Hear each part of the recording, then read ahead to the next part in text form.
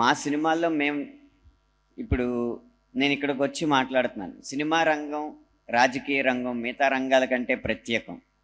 ఎవడి ధర్మం వాడు పాటిస్తూ ఆ ధర్మాన్ని ప్రచారం చేస్తూ ఆ ధర్మ గొప్పదనాన్ని ఒకరికి చెప్పడానికి వాడి రంగం వాడికి అడ్డొస్తుందంటే అంతకన్నా దురదృష్టం ఇంకేంటి. సినిమాల్లో ఉన్నవాళ్ళు మిగతా మతాల వాళ్ళు చూడరేమో, మాకు టిక్కెట్లు తెగవేమో అన్న భయంతో ఇలాంటి కాన్క్లేవ్లకి రారా?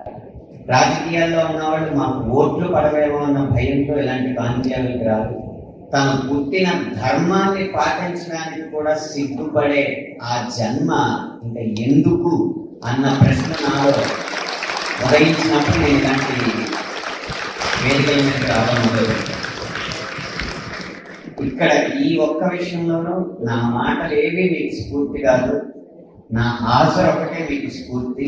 ఇలాగే సినిమా రంగం నుంచి, ఇలాగే రాజకీయ రంగం నుంచి ప్రభుత్వ ఉద్యోగాలు చేసేవాళ్ళు ఏ మాత్రం వెలుగుకి సిగ్గుకి లోను కాకుండా తన ధర్మాన్ని ప్రచారం చేయడంలో ముందున్నప్పుడు మాత్రమే ఈ ధర్మం నిలబడుతుంది తప్పితే ధర్మాన్ని నేను ఈ ధర్మంలో ఉన్నాను అని చెప్పడానికి భయపడుతూ, బాధపడుతూ, సిగ్గుపడుతూ తల ఉంచుకుంటే ఏనాటికి మనం ధర్మాన్ని బాగు చేసుకోవాలి.